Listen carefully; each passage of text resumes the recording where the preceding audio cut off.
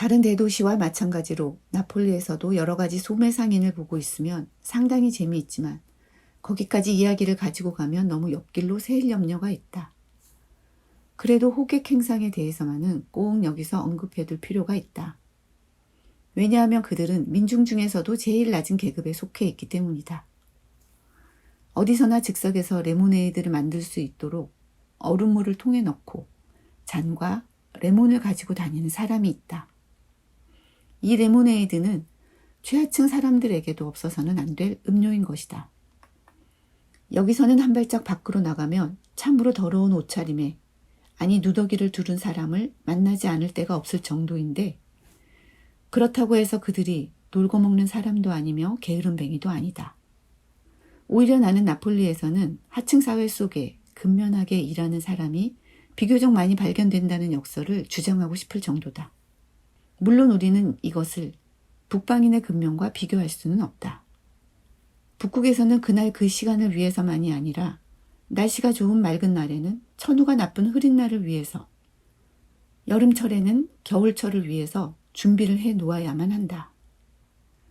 미리 준비를 하고 채비를 갖추도록 자연이 강제시키는 것이다. 그 때문에 가장 즐거운 날이나 시간을 빼앗기고 노동을 위해서 바쳐야 한다. 몇 달씩이나 문 밖에 나가지도 않고 집에서 폭풍, 비, 눈, 추위를 대비한 준비를 하는 것이다. 거기다가 끊임없이 계절이 교체한다. 각자는 자신의 몸을 파열시키고 싶지 않다면 좋은 가정관리인이 되지 않을 수 없다. 북극에서는 없어도 괜찮다고 가만히 있는 것은 전혀 생각할 수 없는 바. 다시 말해서 괜찮다는 것은 용서되지 않는 것이다. 괜찮을 수가 없는 것이다. 북방의 자연은 걸핏하면 만사가 끝장인 것처럼 장례를 준비하라고 강요한다. 몇천 년 이래로 변하지 않는 자연의 영향은 확실히 모든 점에 있어서 존경할 만한 북방인의 성격을 규정하고 있다. 이에 반해서 하늘의 은총이 풍부한 남방 사람들을 우리는 북방인의 견지에서 너무 준엄하게 비판한다.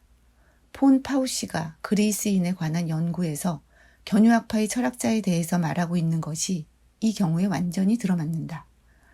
그는 말하기를 이러한 인간의 빈곤한 상태에 대해서 내리는 세인의 판단은 결코 전국을 뚫은 것이 못 된다.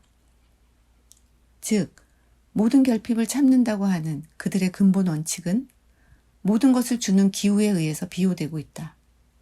우리들 눈으로 보면 비참하게 보이는 인간도 이 남방 땅에서는 필요 불가결하고 비근한 요구를 충족시킬 수 있을 뿐만 아니라 나아가서 현세를 가장 아름답게 향락하고 있는 것이다.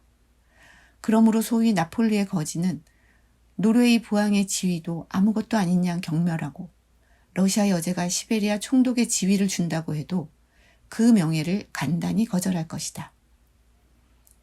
북방 나라에서는 견유학파의 철학자도 좀처럼 지탱하지 못했을 것이지만 남방 나라에서는 자연이 그런 생활을 하도록 말하자면 유혹한다. 누더기를 걸친 인간이라 하여도 남국에서는 아직 알몸이 된 것은 아니다. 안녕하세요. 채운라디오 문장으로 훔치다 번외편 DJ를 맡게 된 최정욱입니다. 오늘은 제가 글쓰기 역사팀에서 읽고 있는 괴테의 이탈리아 기행을 소개해 드리려고 합니다. 이 책은 여행에 대해 우리가 가지는 로망을 완전히 벗어남으로써 우리에게 여행이 무엇인지 다시 생각하게 해줄 뿐만 아니라 또 괴테라는 작가도 다시 만날 수 있어 소개하고 싶었습니다. 괴테는 젊은 베르테르의 슬픔이나 파우스트로 우리에게 널리 알려진 독일의 대문호죠. 헌데 대문호라고만 하기엔 부족합니다. 괴테는 정치인이자 예술가이면서 기후학, 지질학, 식물학에 관한 저술도 남긴 전인적, 어떻게 보면 천재적 인물입니다. 니체도 파우스트를 일러 독일 교양의 집대성이라고 극찬했다고 하던데요. 이탈리아 기행은 여행기이면서 작가가 어떻게 자신의 사유를 만들어 가는지 그 여정을 함께 볼 수 있어 공부를 하면서 우리도 많은 도움을 받았답니다. 26살부터 10년 동안 바이마르 공국의 고문관을 지내던 괴테는 자신의 생일 파티가 열리는 현장을 몰래 빠져나와 이탈리아 여행을 감행합니다. 때는 1786년, 1789년에 프랑스 혁명이 일어났으니까 그 직전이죠. 감수성 예민한 정치가 괴테가 시대의 흐름을 놓쳤을 리 없겠고요. 산업혁명 이후 자본을 중심으로 한 국민국가가 생겨나면서 사람들이 지키고 살던 보편성이 사라지고 민중들의 삶의 모습도 달라져 가고 있었습니다. 공동체는 흩어지고 자기 자리에서 뿌리 뽑힌 민중들은 떠돌이 빈민이 되어가고 있었어요. 이런 시대의 괴테는 자신이 정신적 뿌리를 두고 있는 로마에서 인간의 보편성을 찾으려고 했습니다. 인용문에 나온 항구도시 나폴리는 당시 런던, 파리 다음 3대 도시에 들 만큼 번화한 곳이었다고 해요.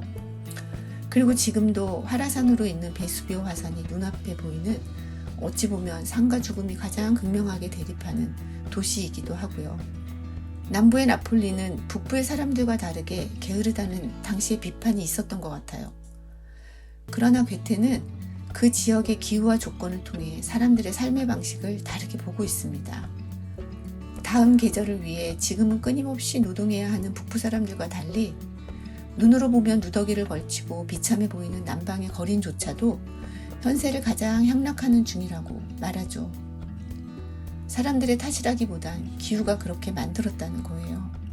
따뜻한 기후 속에서 견유학파 같은 철학도 나올 수 있었다고 보고 있죠. 노르웨이 부왕의 자리, 러시아 여제가 하사하는 총독의 지위보다 나폴리의 거지 생활이 낫다는 부분은 괴테를 다시 보게 하는 놀라운 통찰인 것 같습니다. 괴테는 이 여행의 목적이 본연의 나를 찾는 것이라고 밝히죠. 또 여행을 통해 자신의 예민하고 충동적인 기질을 바꾸어 가겠다고도 합니다. 그것을 사람들과 자연을 있는 그대로 관찰해 나가는 과정에서 이루고자 한 것이죠.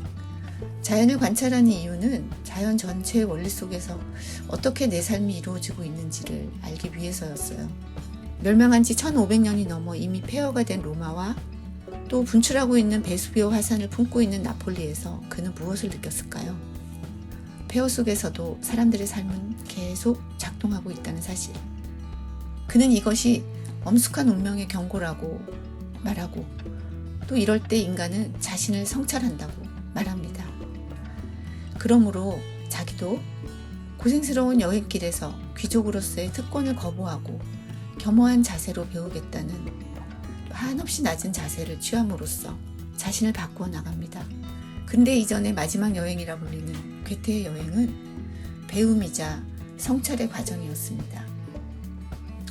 괴테의 여행은 여행을 일상의 도피로 여기는 요즘 우리가 언제 어떻게 여행을 떠나야 하는지 다시 생각하게 합니다. 올여름 어떤 여행을 계획하고 계신가요? 이 책을 읽으신 분들도 많겠지만 기회가 된다면 올여름 일독을 권해봅니다. 다음 주에는 채은쌤의 아름다운 목소리와 다시 함께 하실 수 있습니다. 감사합니다.